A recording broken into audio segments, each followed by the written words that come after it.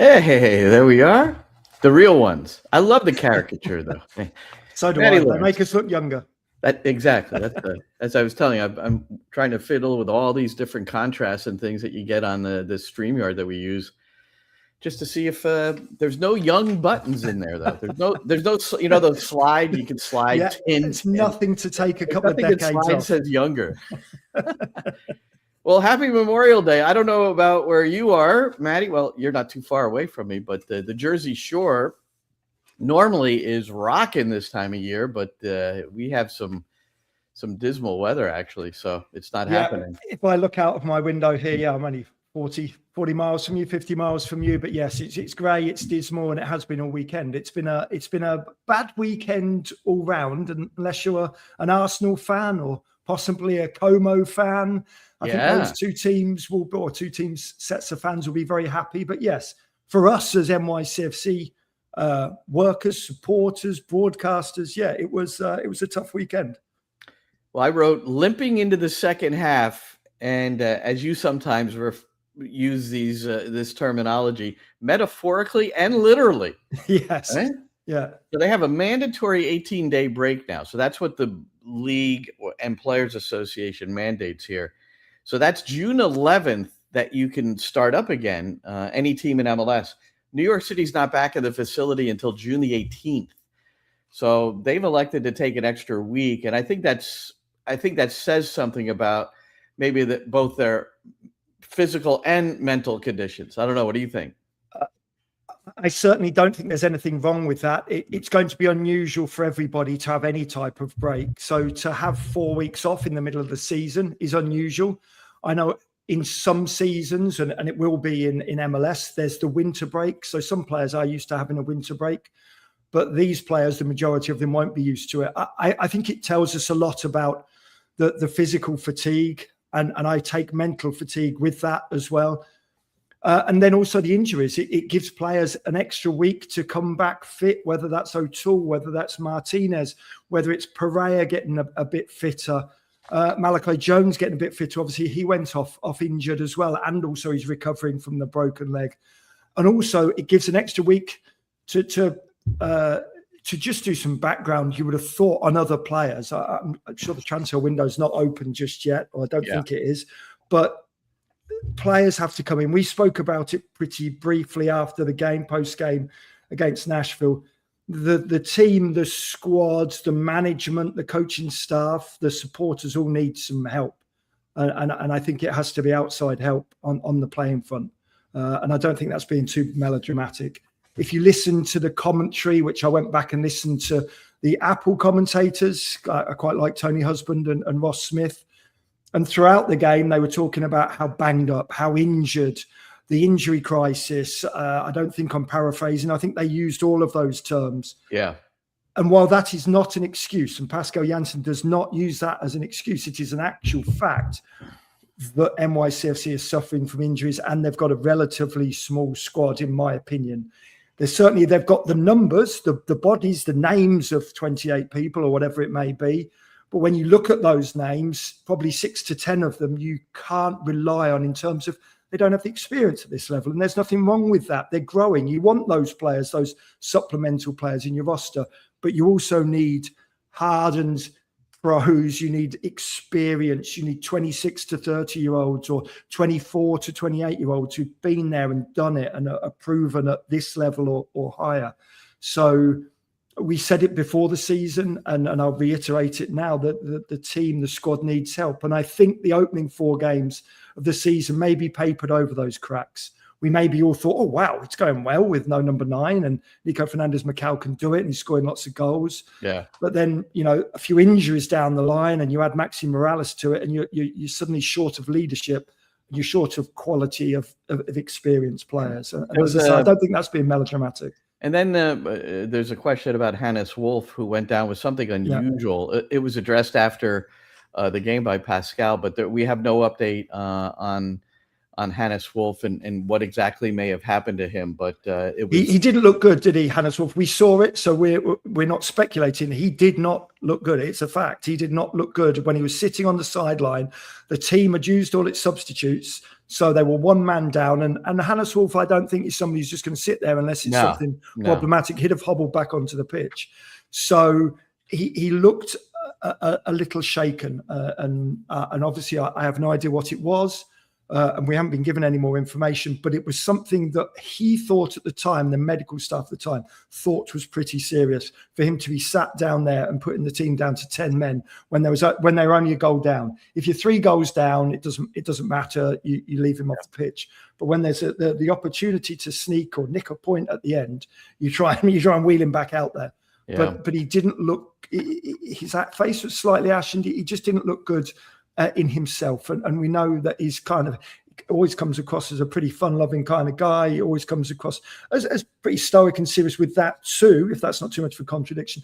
But he's somebody who wants to win, and he's somebody who wants to be out there. So it leads me to believe he thought it was, in that instant, thought it was quite serious. Yeah. Well, we're going to get back to that Nashville game and talk a little bit more about the rest of MLS and what's going on during the World Cup break. But reveal is really the word of the day. I capitalized it. The leak of the U.S. men's national team roster, that was our boys at The Guardian doing it first, although The Athletic kind of kicked it off talking about Gio Reyna is part of the squad the evening before. So between the two of them, now we have confirmation from Jeff Carlisle of ESPN. So it's pretty certain when we go to this big reveal party on the rooftop of Pier 17 tomorrow that there aren't going to be any surprises. Although, like we suggested in commentary, wouldn't it be funny if not funny, but it would be interesting. Mauricio Pochettino just came out and went, No, you guys got it wrong. We told you one that wasn't right. Exactly. Threw a couple of curveballs in. Leaks are impossible to stop. England had leaks. England had leaks the night before they revealed their team. You said that was from players, though. That was from players. That was from players themselves. Are you saying that these are leaks from internally from the players? Staff? No, and it brought me to, and I had to look it back up because I remember there was a time when Don Garber threatened his employees because there were these constant leaks, and it involved The Athletic. And all these different stories were emerging from The Athletic that were sensitive information from Major League Soccer. So this was in 2020. And it's a famously ironic story that now it all came back clearly. So he threatened employees with disciplinary action, did Don Garber, the commissioner, including termination and fines of up to $1 million. Now, that's a figure that just, I don't understand. I'm not sure that human resources can agree with that. Anyway. What are they paying those people over at MLS? And that's for leaking this confidential information to the media, in particular, The Athletic. So there was a memo that was sent out to the employees. So the punchline to all this is that the memo was leaked. And that's how we learned about the fact this was happening. So that's the most interesting leak I've been involved with as a journalists are very good because they have men and women on the inside, whether it's police informants, whether it's a police chief leaking stuff, whether it's somebody within MLS. Quite often it's monetized as well. People will be offered money to do things. And as long as, the person on the inside trusts the journalist and there's money changing hands or maybe not money changing hands, they know that they're not going to be found out because there's 100 people or 200 people have just read this memo. That it's impossible to find out where the leaks are coming from. And you're right, the England leaks were from people like Harry Maguire himself, and you understand it. He was upset at not being included. So he leaked it probably to his agent, and then his agent went and told somebody else. I don't agree with it, but it's impossible in the modern day, I think, to stop that because players are upset. Players have got big egos or small egos and want to get out there and justify why they weren't selected, whatever it may be. Well, there was this moment when Matt Freese he fashioned the new goalkeeper kit, and the uniforms were fashioned throughout MLS. But here's the Today Show. It was this reveal of a jersey. Now, I found out 2 days prior to that Matt Freese was going to be doing this. I could have leaked it. Yeah. I could have leaked it. But also, I kept it to myself, Matty, because first of all, it's not worth it. Some people have integrity. Yeah, some people have integrity, let's be honest. But it's not exactly a buzzword in the modern world, is it, integrity? It doesn't seem to get you too far. So yes, I get why things are leaked. I would not leak it. If it was me being selected for a team or not selected, I wouldn't be leaking it. It's not my place to do so. But what do you think? What do you think? And I look back on this, and I'm a little disappointed, because I sort of wanted to be, if there was a surprise selection, or for me personally, and this is a bit selfish, to walk into this thing tomorrow at Pier 17 and all of a sudden see Xavier Gozo, walking in with his teammates, which he's not, because even though he was on the preliminary 55, he is not on this final list according to the well-sourced sources. So I'm just like, I'm a little disappointed. I credit it's Pablo Maurer, Jeff Ruder, Paul Tenorio, Tom Bogert. They all were on top of this. And Bogert reported this morning that the 55 players who were listed on the preliminary roster, they were each contacted by email. You either got an email saying you were in, or you got an email saying you were out. So I don't believe there's going to be any of these Greg Berhalter videos on social media from the last World Cup where he, and they were nice, telling a guy that he made the team and seeing their emotional reactions. I always said, I'd like to see the ones, I want to see the phone call to those he called and told them you're not in. Yeah, I always thought that would be a good learning tool. Business, anything, or when we cut players, there's that's an art form to do that impactfully to the individual. To they're never going to feel great about it, but how you present it is really important. I certainly wouldn't be happy either way, but whether I got in or didn't get in, just having an email. But if that's the way it's going to be done, that's the way it's going to be done. And we all understand that. You would hope that then after the email, and maybe later on this week, there is then an actual conversation as well. I think it would be pretty negative if the manager or coach, somebody, doesn't have a conversation and explains what. Again, all I ever wanted to know as a player is why. If I'm not good enough to be in the squad, just tell me why, and then I can fix it for the next World Cup if I'm of age. I don't think that's going to happen to the ones that. Yeah, and I disagree with that. But that's just my opinion, and that's my opinion as an ex-pro. I could always handle being, or not, or maybe always handle, but I could always understand being dropped if somebody explained it. You're being dropped because you screwed up last game. You're being dropped because you don't do this. You're being dropped because the left winger's much quicker than you this week. Whatever it may be, just tell me, and then I can deal with it, rather than just being wiped or scrubbed from a starting 11 of a squad. And the biggest feedback, or the two omissions that have been most discussed and written about, and I think it does make sense, are Diego Luna and Tanner Tessman. Luna for his creative play. He was very effective in 2025, a bit injured this year, but is someone who Pochettino almost seemed to lean on during a lot of the friendlies and Nations League. And so Copa. So this is an area where that'll be a question of Pochettino. And then Tanner Tessman is the other one. And I didn't realize how often he was relied on, looking back at all the different possibilities of bringing him in and games played. So Pochettino really seemed to enjoy his ability to lock in at the 6 and just kind of move things right and left and be strong in there and playing at a high level for Lyon. And he's a bit injured, so there's some speculation that might have, factored into this too.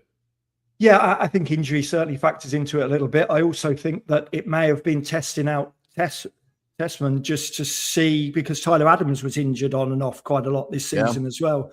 I know you always need 2 players in each position.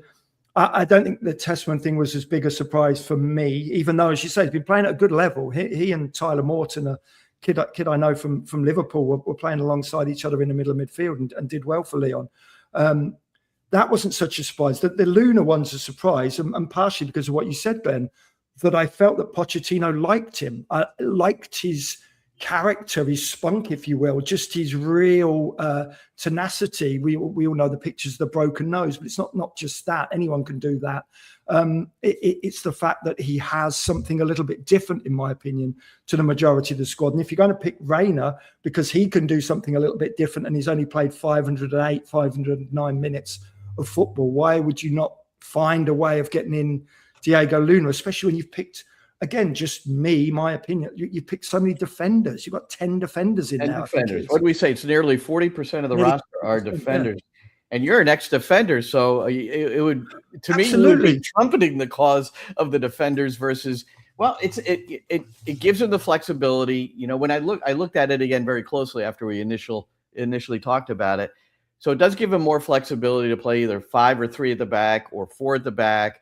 He's got guys that are probably more suited to fullback than wingback, and then probably guys that are more suited to wingback than fullback. So it's constructed in a way where he thinks he's going to have the best chance to get deep into the World Cup, and it's 10 backs. Absolutely. Look, I'm not debating what Pochettino wants because I know that he will have been thinking about this long and hard. It's just a surprise. That's it. I'm surprised there's 10. But then when you look at it, maybe he wants to play a back 5. And so, as I just said previously, you want 2 players in each position. So 2 times 5 is 10. So there you go. He's now got two full back lines of 5. Yeah. So I'm kind of contradicting myself. Kind of a slim midfield, though. And I don't see the players who are versatile to step into Tyler Adams' role. It's Tyler Adams, Sebastian Berhalter, Weston McKennie, and Christian Roldan. McKennie, I see him more as he's like, it's a midfield, but he's an 8. I mean, he's in the box. What happens if something happens to Tyler Adams? You know, it's obviously Berhalter, I guess, although he's played more of an 8. And then Roldan could be the more 6. But it just seems a little light in there. I've read where Malik Tillman could drop in, but that's not his spot. It's whether you think about pushing somebody up, whether you think that Joe Scally can then push in and do that. It's certainly I think he's malleable enough to do that. But then why would you not just have somebody whose regular job it is? Why would you not have Tessman in there? Look, you can only pick 26 names. So there's always going to be not arguments, but maybe conflicts and questioning. But I'm not doubting Pochettino. I'm not going to doubt him at all. He has had a very long time to analyze all of his players. He's known for a long while now who his team are playing against, how the opposition plays. He's going to know how he wants to play, his style of play, probably his starting lineups against each team, which may differ from team to team. Sure. So I'm not going to question that. I can happily sit here and say, oh, I'd have taken Diego Luna. But also, if Pochettino explained to me why he's not taking Diego Luna, I'd probably go, yeah, you're absolutely right. I get it. Well, you do get the feeling that Pastor Mastroeni, who's a former national team player, is Luna's coach at Real Salt Lake. So this confirms, in essence, that Luna will not be in the 26 at the reveal tomorrow. So to be fair, I've just sent him a note, and you know, I just want to let it breathe a little bit. I'm sure he's getting calls from everyone. And I think that he did the same thing happened when it was the Olympics. And the one thing about Diego Luna is he plays with a chip on his shoulder. So I have no doubt that he'll use this moment to be a great motivator for him moving forward. Although it's not easy. And again, if I was a guy that had nothing, I wasn't, I didn't impact the national team, not even remotely close to the way Luna impacted the group last year in 2025 and the Gold Cup run they had. And so I can't, it'd be really difficult for me to even empathize or understand what he's going through, given the, even the marketing and the advertising that has gone through with him, and so, but Diego's been a guy that has consistently overcome difficult hurdles in his career, both on the field and off the field. And again, I think he's going to be a stronger player for this. And he's got a great shot at the next one. Yep. Sam Farnsworth, want to give him credit. He posted that on X, and then I dragged it off of there. And yeah, he was all over the place in their marketing, which is, and Pochettino was clear in March. I was there in the room, and with his little smirk or whatever, just saying, "Look, all this stuff is going on. It's not going to have anything to do with my selections." That's not his exact wording, but he certainly wanted to make it clear. But that's still difficult. I mean, if you're picked for all these, he was one of the guys showing off the new uniform. I showed you Matt Freese on the Today Show. Well, Luna was one of the major guys that was on the marketing campaign for the new uniform. That will hurt, or that increases the hurt, because Pochettino can say whatever he wants, but if you've been front and center of marketing campaigns, it feels like you're part of it. It already feels like you're part of it. You're wearing the kit. You're wearing the new strip for the World Cup. Yeah. Of course, there'd be a little part of you that thinks that you're in. Maybe wrongly so, but that's just a natural human emotion. Look, I'm representing the country here. I'm wearing the kit. Why would I not be at the World Cup? It doesn't make any sense. And you'd have thought possibly the marketing team may have spoken to Pochettino. I don't know how all of that works. Obviously, I don't know behind the scenes, but you'd have thought you want to get the guys that are actually going to be there and make sure that it's no. There's another side of marketing. Maybe that's not something that they're massively concerned with. Don't care about. Luna's a popular guy, and he's different. He's got the kind of that electric way about him, and so that's why I'm not in marketing as well, because I don't think about things like that. I would just assume I would want but yes. Why not put Sid Vicious in the United States top then, or put Jimi Hendrix's corpse in there? I don't know. Put anything in there but that's what marketing is. You're right. That's why I'm not a marketer. But I'm not saying even that was the case. I'm not saying there wasn't even a discussion. I'm just saying that I don't know how much they would care about that. And I think you're right. It would seem like you would just go with slam dunk candidates. Just have Pulisic, McKennie, Weah, and Balogun, passion them all and leave Luna alone. That's what your point might be right, but that's more boring choices. It's Diego Luna. There's the images of him with the sticks up his nose, the haircut, the tattoos. Exactly. Maybe it just looks better. And I'm not in marketing. I will never be in marketing. And I think we've explained why when I brought up the Jimi Hendrix's corpse. So I don't think there's a big market for me in that industry, but who knows? Now, a selection that was in some circles somewhat of a surprise is Gio Reyna. You brought up his name. He's an former NYCFC Academy kid. Claudio, his father, was the sporting director at New York City FC.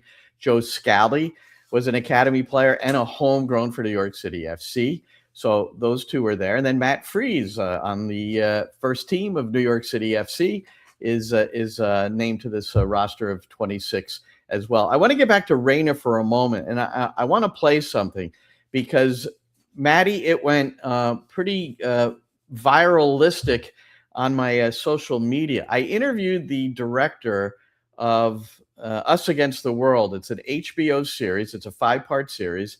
I've been able to watch 4 of the 5. They haven't completed the 5th because they're going to the reveal tomorrow. And then leading up to the first kick, they're going to do a little bit more, and then they'll have series or episode 5 completed. But I wanted to know, as I'm watching this, Matty, I'm seeing Gio Reyna, but the story of the Reynas versus the Berhalters, which I'm not going to dig in deeply here, because if you follow the game, you understand that there was a bit of controversy there, beyond a bit, and it could be something that eventually led to Berhalter's dismissal anyway, even though he was rehired after these incidents occurred. But so I had the director for 90 minutes. I'm going to play it in 2 parts, starting tomorrow on Sirius XMFC, Tuesday at 7 p.m. Eastern, and then the following Tuesday as well. But I asked him about this, that this story wasn't told, and that, well, you'll hear it here, and then you'll hear his explanation. This, to me, seems to be a critical, if you're a storyteller, this is like a critical part of the story to me, because later we see Gio smiling. He's in the locker room. He's talking to Greg, and this is all after this has occurred. So, what do you think about that? What was the reason for the omission? Yeah, so this is part of what we discussed earlier. We have 600 hours of capture.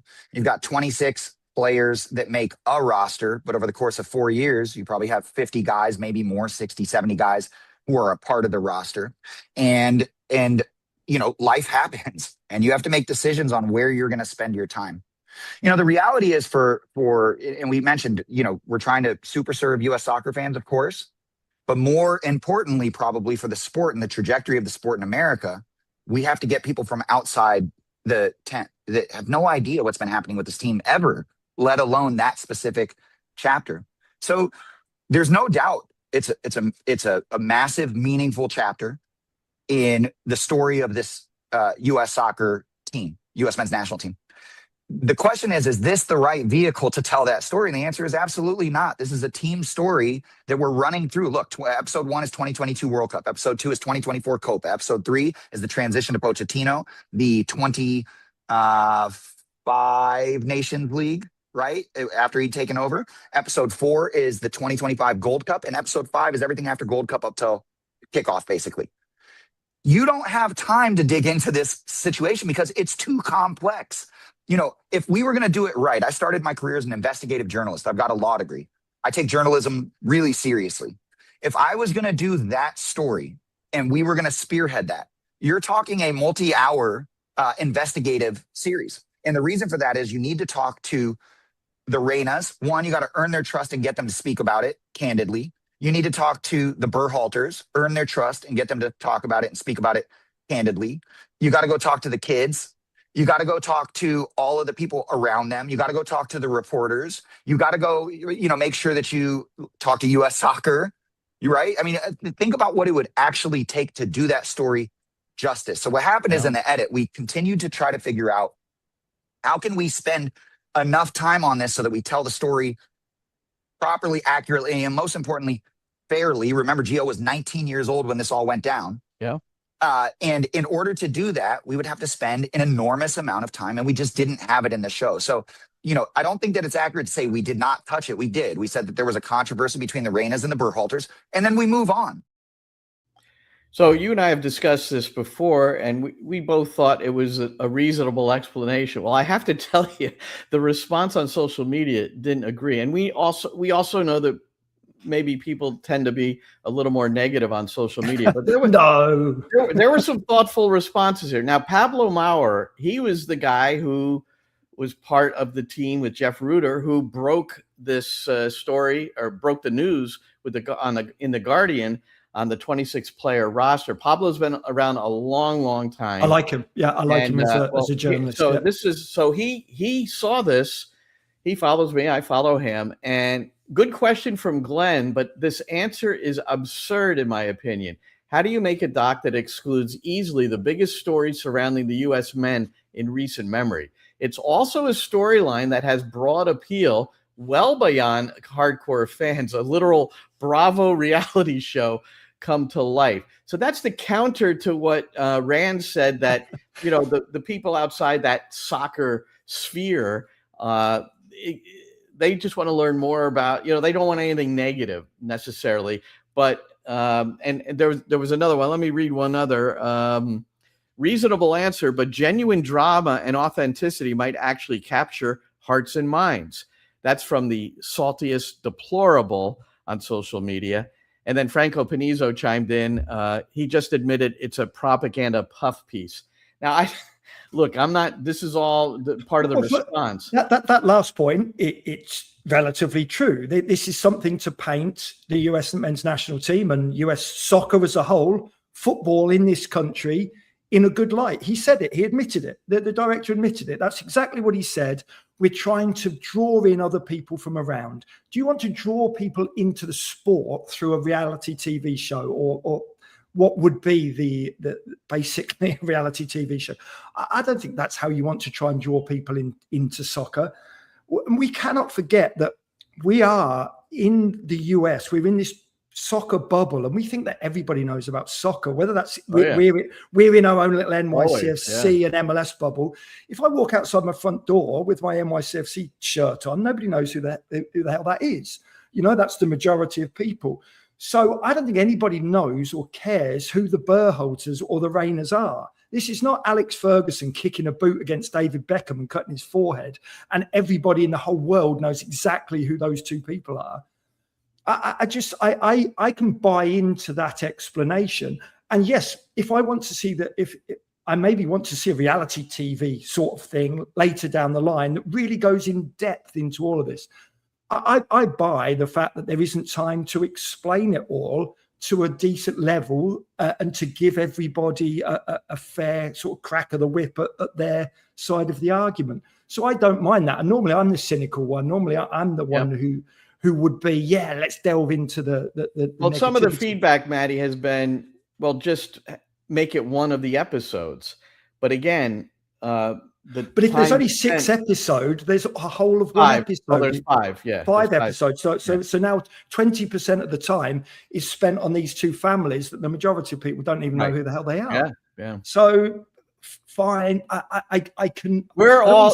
We are struck by it as the interview continued. I followed that up, and you have to. The full interview is going to be on SiriusXM-FC. If you're a subscriber, tomorrow at 7. You should listen because there's some exceptional parts to it.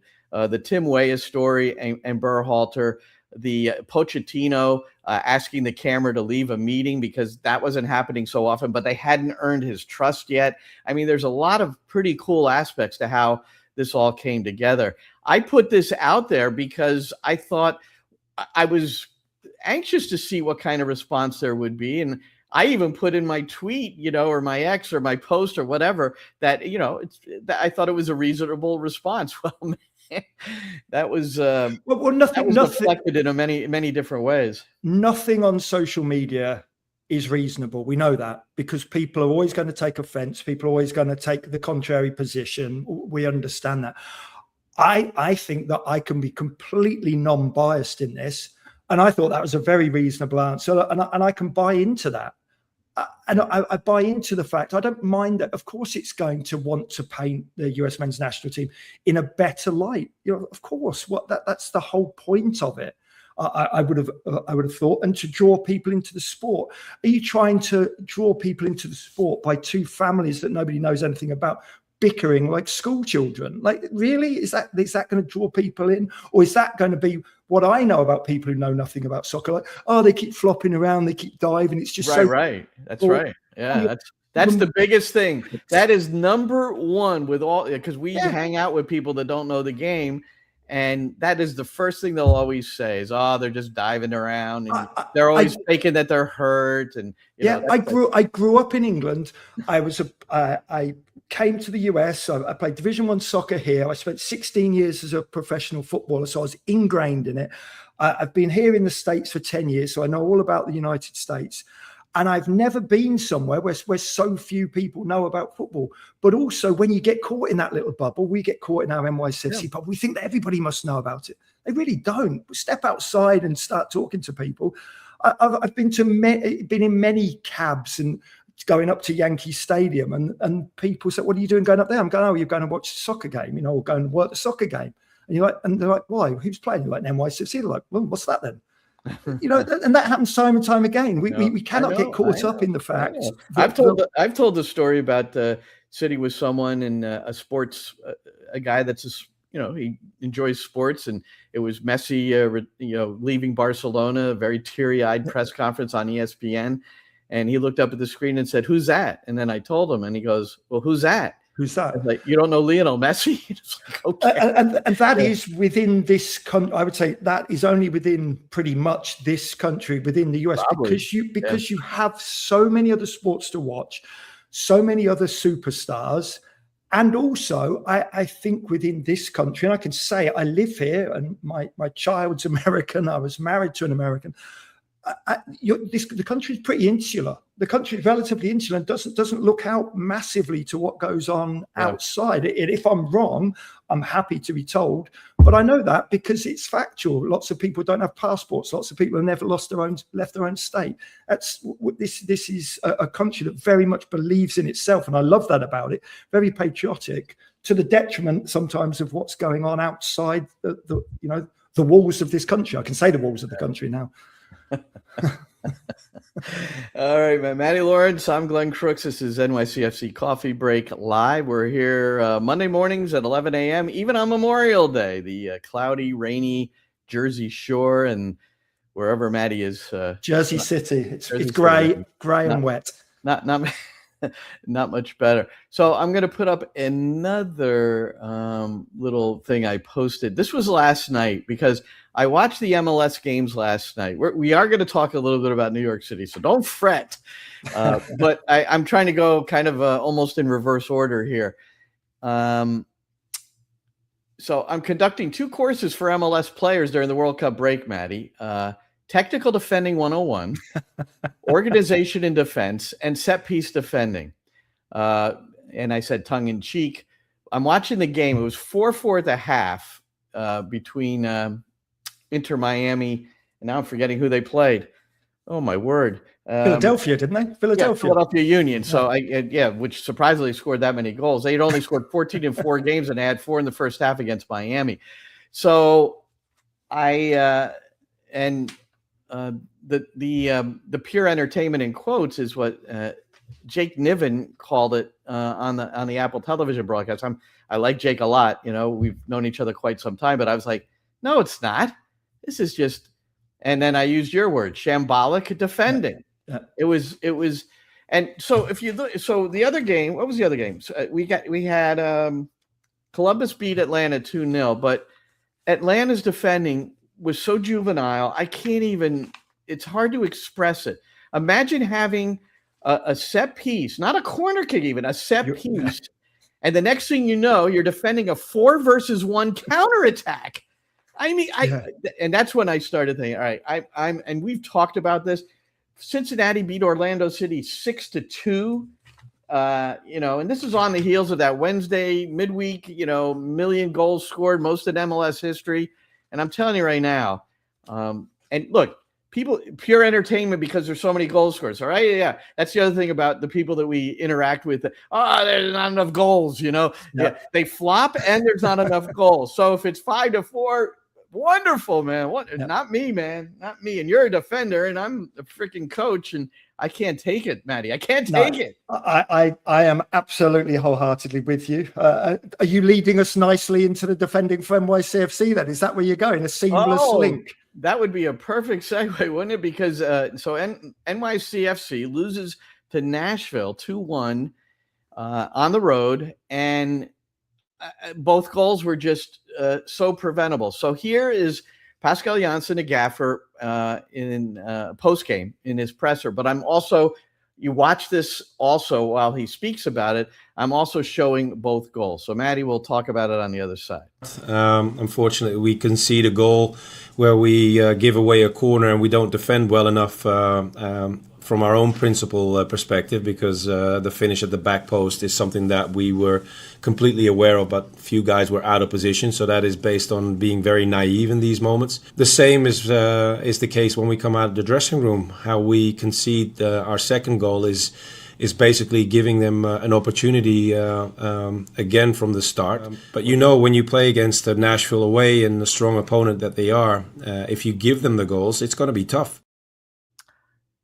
The key part of the comment, if you give them the goals. He doesn't disagree with our analysis, man. No, he doesn't. There's no speculation about that. It's clear for everybody to see that they were absolutely gift-wrapped. And there was many other parts of those goals that will tell us that they were even more gift-wrapped than we actually you saw. described it so beautifully in commentary, because on that first corner, the ultimate reason of the corner is that Matt Freese, in an effort to play it out to one of his backs, Thiago Martins passes it off the pitch. Passed it off the pitch. There was pressure there, but nonetheless, the goalkeeper passes it off the pitch for the corner. And then at the other end, and let's face it, Matt Freese was not sharp on the night. One went under his arms or through his legs. It was at a really severe angle and just played really firmly on the deck. It ended up coming out on the other side. And what led to that Acosta free service, by the way. We didn't even talk about that. Another moment of no denying the service, no denying the delivery. And it's not just New York City. That's part of the reason I go bonkers when I'm watching these MLS games, is a number of times where service is permitted when it could be denied. Sometimes you can't. I get it, man. Sometimes you can't. Yeah, and sometimes people are good at delivering. David Beckham used to be very good at it. Get a foot of space and just whip it behind defenders. Sometimes it's really, really hard to stop that. But yes, it's the ones that where he was so free, wasn't it? Was it Acosta was just so free, and just puts the ball into an area. These are not great balls. There's just balls whipped into an area. Even the Espinosa corner for the first goal. Yes, it's a decent ball. He puts it in with pace, but he's only putting it into an area. He's not aiming for the head of Palacios. It's just whip it in hard and fast at the back post. And Pascal Janssen said that he thinks his team were naive, but then says that his team knew all about it. That's way more than naive. If not only you've been told about it before the game, that this is what they try to do, get balls towards the back post. Why is not somebody just stood there? Almost why is not someone stood there? I know they may then change up their corner kick, but it's worse than naive. I don't even know what it is. You use the word juvenile, not describing NYCFC, I know, Glenn, but I don't mind using that word to describe it, because the way they got beaten there, Cavallo just, all that Palacios does is plants his left foot down, puts some weight onto his left foot and jumps back the other way, holds off Cavallo and heads it in. Yeah, the old opposites, which is that's the way you lose a defender. Exactly. Right. Feign short to go long to feign, or feign long to go short. It's just the two movements. But his one, it wasn't even that great a movement. As I say, he just hopped onto his left foot, hopped off his left foot, and that was that. That's all he needed to do. I think in commentary, I was a little bit harsh. I said I thought that Matt Freese could maybe do better with that first goal. But the more I look at it, he's only 2 or 3 yards away. All Matt can do is throw his hands up. I don't think he's got the time to truly react. So I think I was a little bit harsh in commentary. But everything else around it is absolutely factual. You know, you can't pass the ball off the pitch. You can't give the opposition a corner like that. If something's not on, just launch it. Just go. And I know that's not something that NYCFC overly do, but you have to think for yourself sometimes. You can't just be an automaton. You can't just be, well, the manager's told me to do this, so I've got to do this. Sometimes you can think for yourself. You're allowed to. Yeah. All right. So those are the 2 goals. We don't have the Nico Fernandez Mercado conversion of the penalty, which now he has 10 goals, 2 for 2 from the spot. But we're going to replay our commentary on how that all came about. They're down a goal. Malachi Jones splits 2 defenders in the area, goes down a penalty. Malachi Jones has drawn the penalty. Wonderful from number 88. Palacios is waving his index finger towards the referee, saying, no, no, no. This is obviously going to be checked by the video assistant referee. And how about that? And Jones is laboring a bit. He's grabbing his right shoulder. I don't know if it's separated or it's a bruise, but he's holding it as if it may have come out of his socket. I'm absolutely with you, Glenn. It looks as though he felt it, because he was wincing in pain straight away, and he jumped up. We're seeing the penalty here as well. He does really well to get in between 2 players. Yeah, I mean, you give him credit, just maybe a little slight grab, and maybe he goes down easily. But the fact he split the defenders in that area of the field is pretty impressive. Yes, he won the penalty, didn't he? He won it himself.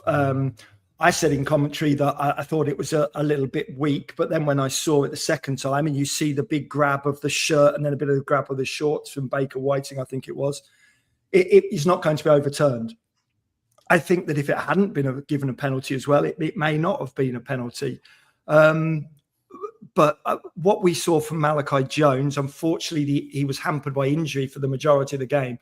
What we saw from Malachi Jones is exactly what Pascal Janssen has seen during training, obviously. And he has full faith in him. I think Malachi Jones looks incredibly confident for a young man who's been out for 20 months. Right. The amount of time he's been out. Remember how long it took Agustin Ojeda to that was like that gradual lift of confidence. It took him And Malachi Jones, he's younger than Malachi. And Malachi, that's one area where you can look at going to college and understanding the maturation landscape a little bit, but also it could be the fact of his upbringing, the orphanage, adoption by the family in in Tennessee, and all the things that Malachi has been through as a person. Maybe that makes it a little bit. It's a little more advanced as far as he can be more confident about his actions. He is 100% has more self-belief and confidence than Ojeda does. We saw the left-footed strike that Ojeda took against Nashville when he almost just stabbed at the ball because he had zero confidence or self-belief that he could strike the ball with his lesser foot. Yeah. Malachi Jones, considering when he got injured, he was just finding his way to being a professional footballer. He'd obviously come from college. It took him a little while, but then he finally realized just as he got injured that his pace is steering and frightening and devastating, and he could just tear defenses apart. And I love the fact that he hasn't forgotten that. The 20 minutes he's been out, he hasn't forgotten that, Glenn. And I think that's massive props to Malachi as a human being, as a mentally tough individual, that he hasn't forgotten that, because it's very easy to forget things in 20 months. It's an awfully long time, especially when things have gone against you. He shouldn't have been out for 20 months. If things went well or just went reasonably well in his rehab, he'd have been back within 12 months. But things went very wrong. He's out for 20 months. So I love everything I'm seeing from him. And I hope we kind of thought that it probably wasn't a shoulder separation because he was holding below the shoulder and it was more sort of the top of the pec. But again, we don't know. But he did the minute he came off. Yeah, the ice was here, not so much on the shoulder itself. Yeah. But yes, we don't know that. But what we do know is we hope he's okay. We also know he's got a long time to recover. So unless it's something truly serious, we know he's going to be fine. Well, I talked to Pascal for our pregame show about the World Cup break before the result of this, and here's how that went. But no matter what the results are this weekend, you're still going to be above the playoff line. And I mentioned that because is there some sort of impetus to at least be in that position? You get yourself refreshed, you get some of these injured players back, and then you start anew.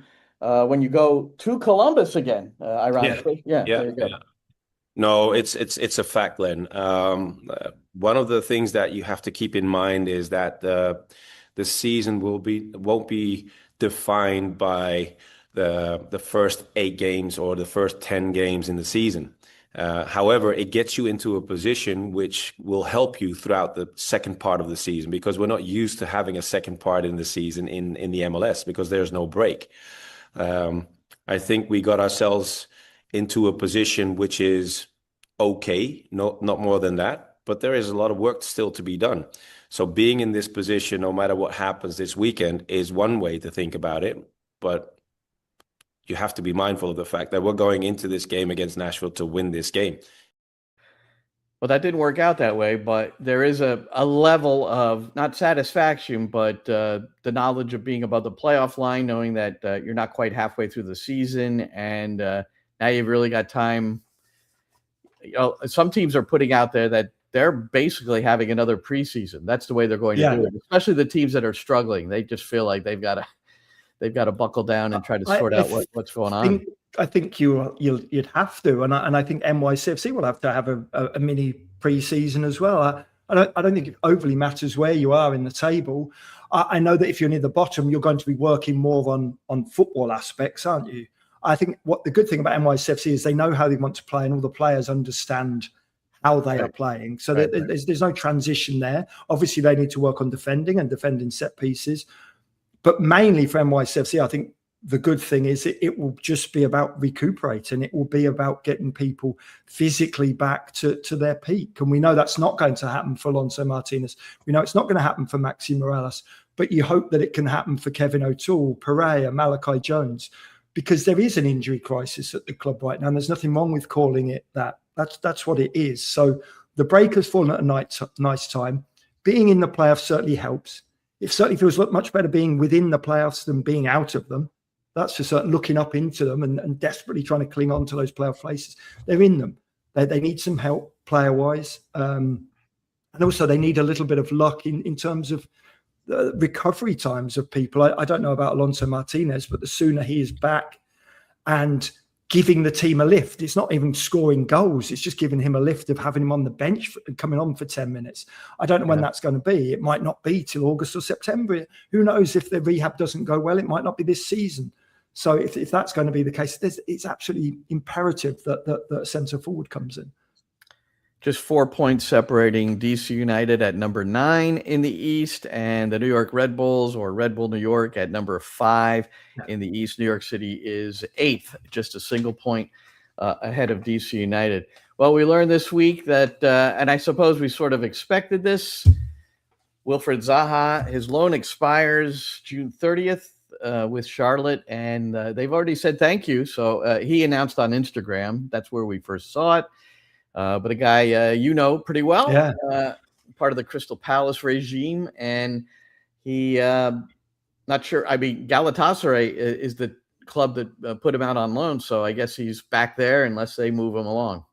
Yeah, I don't think he wants to go back there, and that's not. He has certainly not said that personally. I as far as I'm aware, I don't think he wants to go back there.